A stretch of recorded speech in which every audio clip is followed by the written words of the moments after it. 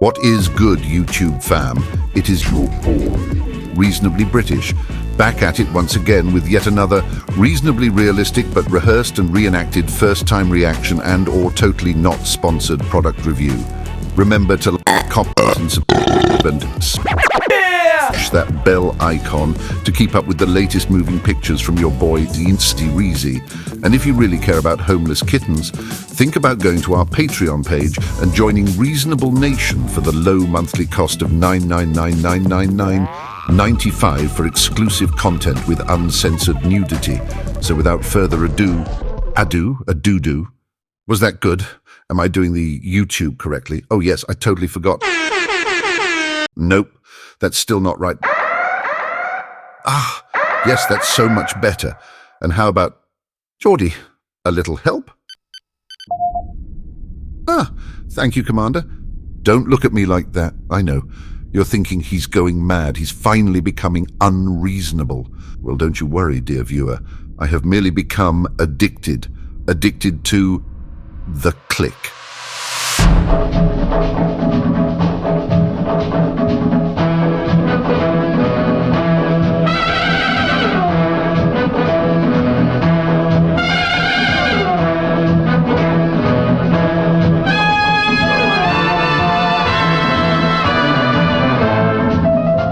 That's right, I've been telling you people not to subscribe, yet I've somehow accrued over one Kieran Culkin of subscribers, and this has given me a taste of your delicious clicks, and now I want all the clicks. So I have decided to build a multimedia empire.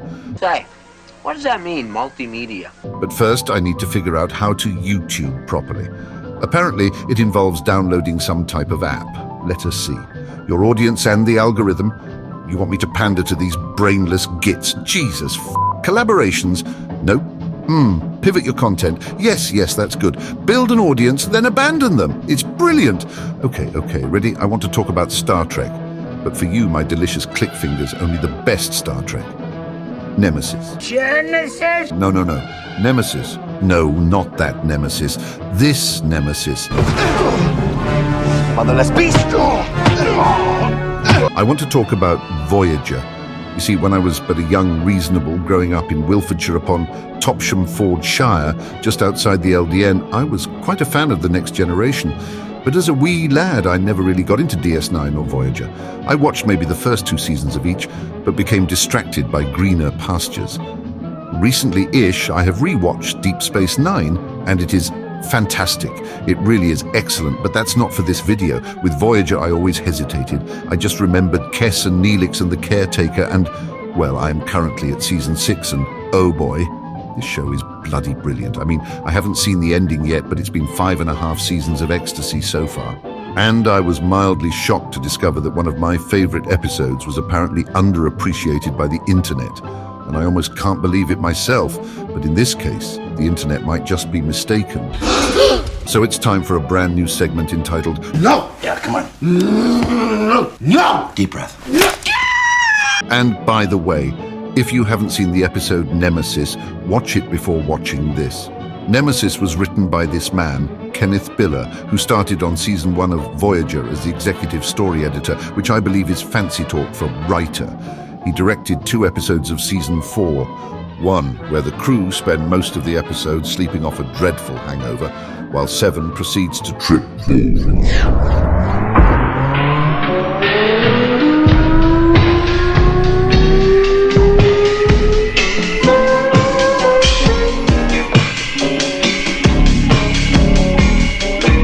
And Revulsion, where the legend that is Leland Orser plays a homicidal chatbot. He has a producing credit on 139 episodes and a writing credit on 60. He succeeded Brannon Braga as showrunner for season 7, which I haven't seen yet, so fingers crossed, eh? He also wrote the X-Files episode Eve, which, by the way, have you noticed the insane amount of talent overlap there is between the X-Files, Star Trek and Breaking Bad? No, maybe it's just me. The first thing that hooked me was the dialogue. His glimpse is too tame to be a Creighton. Weren't you drilled to fathom the nemesis? Yes, sir. And we abhor none but the nemesis, do we? No, sir. None but the nemesis.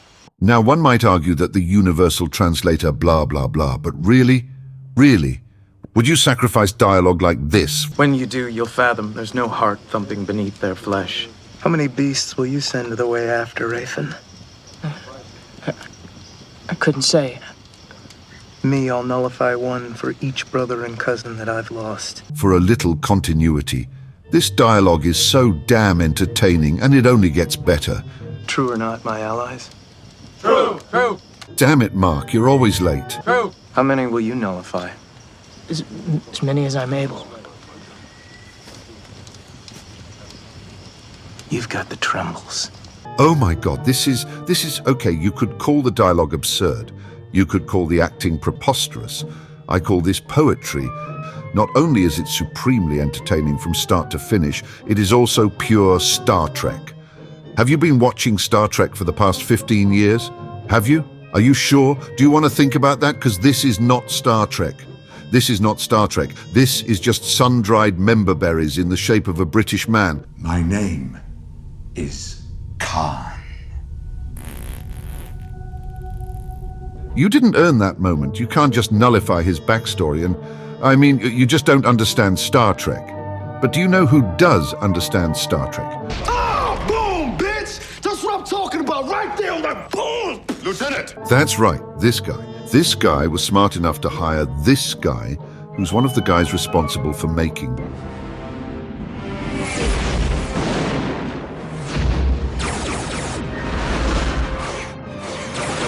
and writing this. Look, there's stellar cartography. I thought that was Deck 11. Geordie's dead. Repeat, all hands abandoned! Computer, activate the emergency command hologram. Okay, maybe he didn't write that last one, but he was still showrunner for that episode. My point is, what was my point? Yes, perspective. My point is, in a world where we are getting fed this nonsense, and the best Star Trek is a parody of Star Trek, we should cherish the Star Trek that is actually Star Trek. Now, all that being said, I believe this is a great episode, independent of comparison. This episode understands deeply what the Discovery and Jar Jar Abrams' Star Trek never did. Why is Star Trek still popular? I really feel that, aside from fundamentally good stories, it's the only science fiction show that has a positive outlook. Sure, it might seem silly by today's standards, but they were able to dig deep into themes that no one else could touch. And that's where the science fiction allegorical storytelling is so powerful, and another reason Star Trek's so popular. Did you hear that? In about 30 seconds, he listed the 4 most, now that's an idea, a numbered list. They say the YouTube audience loves a good enumeration. So here is the top Integer. things that make Star Trek Star Trek. Now, these aren't really in order, but the first 2 are probably the most important, and this first one has been a part of just about every good Star Trek since day one, a constant presence that I bet most of us take for granted. Her, Major Lee Hudeck Barrett, Tiberius Roddenberry. It's hard to imagine Star Trek without Major Barrett, probably because without her there wouldn't have been a Star Trek. I don't want to get off topic too much, so very briefly. In the long, long ago, she was friends with her. In her own words, Lucy was I was her protege, so as to speak. And she met her future him whilst she and him were both working for her. Then he was able to make this, but only because she wanted him to make this. And she and her him had built an empire, a vast empire built of all of this to say, without Major Barrett, Star Trek may not exist, and it certainly wouldn't be what it is. She has been there since before day one. She has always been there, and I don't think it would be quite the same without her. Okay, moving from number 1 to number 2.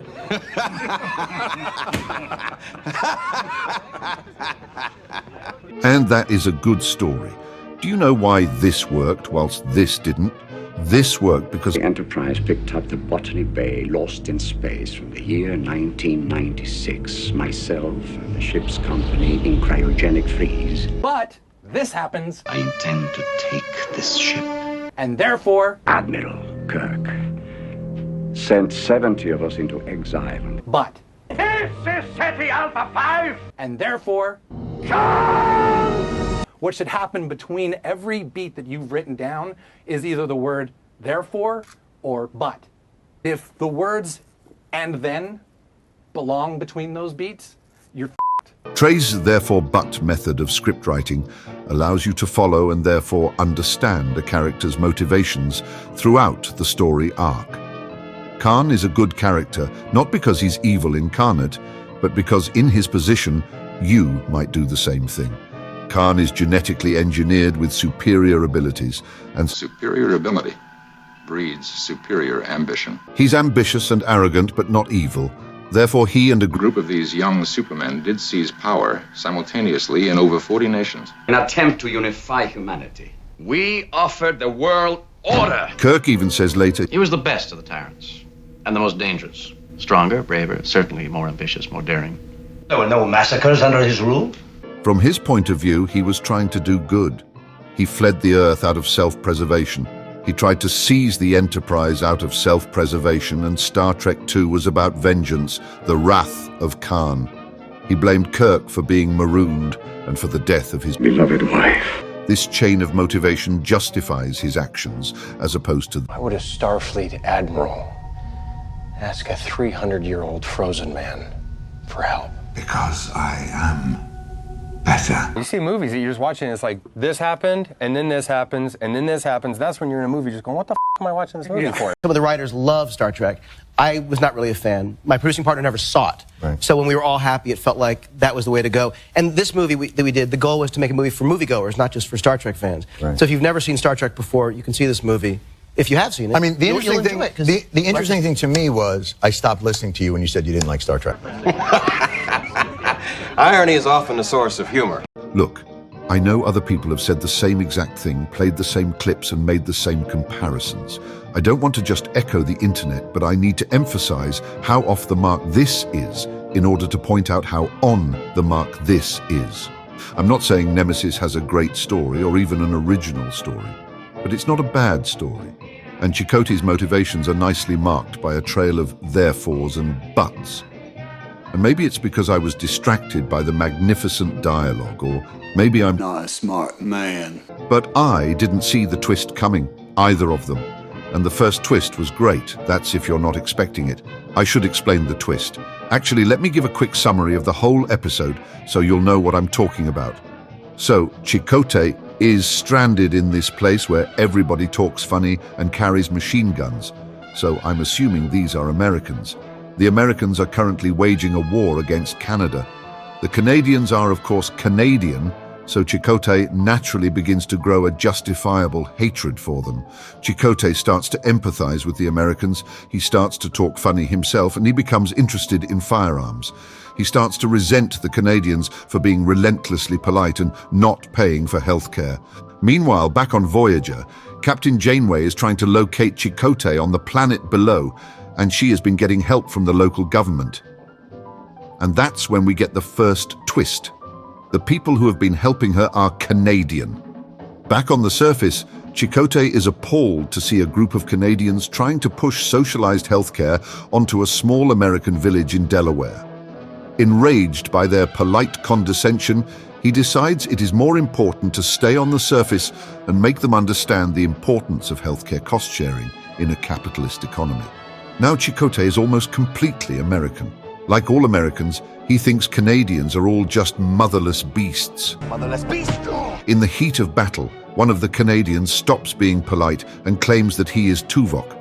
Chakotay is confused, and that's when Tuvok drops the second twist. He says the place Chakotay knew as Delaware didn't actually exist. Delaware and all the people in it were just a recruitment simulation, and if you leave and then come back to Delaware, you'll find that all of Delaware has been reset as if you were never there. Also that, as a member of the US Armed Forces, Chakotay himself was already benefiting from a form of socialized healthcare. Now recovering in sickbay, a Canadian tries to talk to Chakotay, but he's Canadian, so all Chakotay hears is "I lick your bum bum down," and all Chakotay can think is "You're one ugly motherfucker." Chakotay.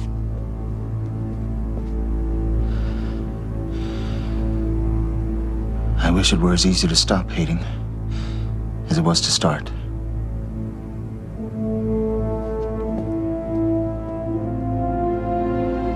Now that's a corny line to end with, but it is 100% Star Trek.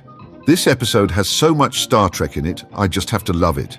It explores difficult themes like military brainwashing and propaganda. It nails the tone of Star Trek. Star Trek is very silly, especially the original series. And if there is one thing that is unquestionably Star Trek, it is ridiculously over-the-top, preposterous acting. I mean, who do you think of when I say preposterous acting? Love. We seek peaceful coexistence. Have you been naughty? You find. Yes, I found Mr. Spock! I'm talking to Mr. Spock, you understand? You are my mate, not his. Feelings. What color? What his eyes? Y'all must be mistaken.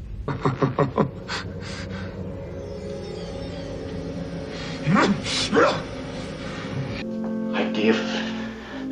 She takes. She won't permit me my life. I've got to live hers. Jim. I have the beautiful Yum. Have you noticed her, Mr. Spock? You're allowed to notice her. The captain's not permitted. And now try telling me that this isn't great Star Trek. If you don't wrestle your trembles to rage's ally, the Nemesis will nullify you. You tell the truth when you name them beasts. You'll have to nullify me first! But that doesn't mean... I was told to drill you, Chakotay. But it's you who've drilled me. Drilled me to fathom the rages.